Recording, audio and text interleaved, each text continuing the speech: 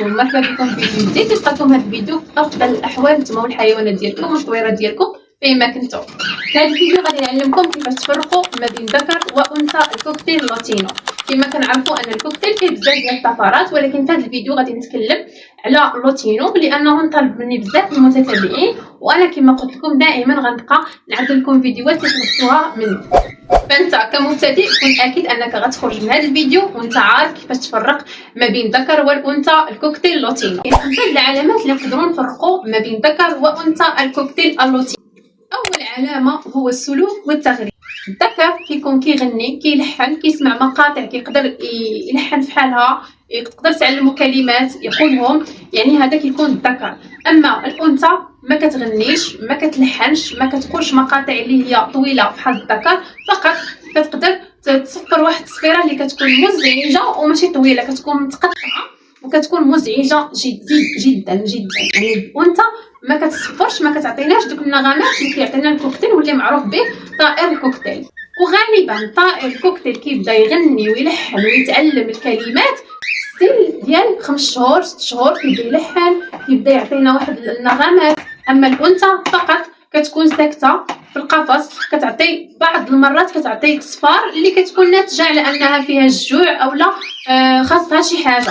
بالنسبه للاعب هنايا غنختلف مع بزاف المربيين في الكوكتيل، كيقولوا ان الانثى ما كتلعبش، فما يمكنلكش تفرق نهائيا بالنسبه في اللعب. الكوكتيل ذكر او لا انثى راه كيلعبوا بجوج. تقدر بعض المرات تشوف الانثى كتلعب اكثر من الذكر وتقول راها ذكر، ولكن هي كتكون انثى لانها مثلا خلقات عندك في الدار ديالك كتكون مرتاحه، على خلاف الا جبتي انثى من مكان اخر فكتبقى راكده ما كتحرك ما والو، على خلاف الذكر كيكون حركي اكثر. ولكن الا كانت خلقات عندك في الدار ما تقدرش تفرق ما بين الذكر والانثى نهائيا من الناحيه ديال يعني السلوك ديال اللاعب، راه كيلعبوا بحال بعضياتهم. بعض المرات كتكون الانثى كتلعب اكثر من الذكر. ثاني علامه هو الوقفه على المجسم. ملي كتشوف الذكر كتجبر الرجلين ديالو متقاربين، على خلاف الانثى الرجلين ديالها كيكونوا متباعدين. يعني اللي متباعدين كنعرفوها انها انثى، واللي مقاربين كنعرفوها انه راه ذكر. ولكن ما نقدروش نميزو بيناتهم حتى كيكون في العمر ديالهم فوق 6 شهور. اما ملي كيكونوا تحت 6 شهور فما يمكنلكش انت كمبتدئ تفرق بيناتهم، لانهم كتكون عندهم تقريبا نفس الوقفه. يعني الانسان اللي هو ديجا عنده خبره يقدر يفرق بكري، ولكن انت كمبتدئ راه ما تقدرش تفرق بيناتهم قل من 6 شهور ولا 5 شهور نهائيا. ثالث علامه اللي تقدر تعرف بها انه هو ذكر ولا انثى هو الحوض. الحوض عند الانثى كيكون واسع على الذكر. الذكر كيكون عنده متقارب بين العظمات ديال الحوض ديالو، اما الانثى كيكون واسع شي شويش. ولكن هاد العلامه راه ما تقدرش تعرفها انت كمبتدئ، عمرك ما شبرتي التركيب.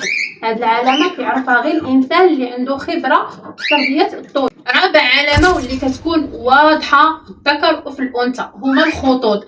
في الريش الانثى كيكون خطوط الداخل كما كتشوفوا هنايا في الصوره، راه واضح لكم الخطوط اللي كتكون صفراء باينه. اما الذكر كيكون عنده الريش ديالو ساده، يعني ما فيهش خطوط. وهاد العلامه هذه حتى هي راه ما كتبانش حتى 6 شهور من فوق عاد كتبان. اما ملي كيكونوا باقيين صغار راه ما كتبان، كيكون بحال الذكر بحال الانثى. عليها هذا الفيديو راه مهم انكم تشوفوه نتوما كمبتدئين، ما يضحك عليكم حتى واحد.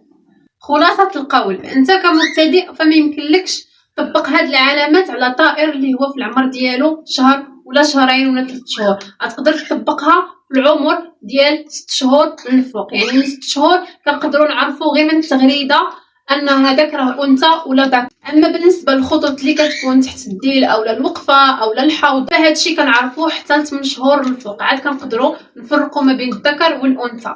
يعني انت كمبتدئ خاصك تاخذ طائر اللي في العمر ديالو من 8 شهور للفوق باش تقدر تفرق ما بين الذكر والانثى، وهاد العلامات يكونوا واضحين فيه. اما لا خديتي طائر في العمر ديالو شهرين راه ما يمكنلكش نهائيا تعرفوا واش ذكر ولا انثى، وحتى هاد العلامات ما كيكونوش باينين فيه الا لا عملتي له لا دي ان هي اللي كتحدد انه ذكر ولا انثى ملي كيكون العمر ديالهم شهرين ولا 3 شهور. هاد الفيديو راني ما حبطتكش، فقط كنعطيك المعلومه كما هي باش ما يغرك حتى شي واحد ويقول لك يضحك عليك ويقول لك راه باين هذا ذكر وهذا انثى وفي العمر ديالهم غير 3 شهور ولا 4 شهور. انا كنعطيك حاجه اللي هي صحيحه. اصدقائي وصلنا لنهايه الفيديو، نتمنى الفيديو يكون نال الاعجاب ديالكم. ما تنساوش تشاركوا الفيديو مع الاصدقاء ديالكم اللي مولوعين بالطيور، وكذلك ما تنساوش تدعمونا بالضغط على زر لايك، واللي ما مشتركش في القناه يشترك. استودعكم الله.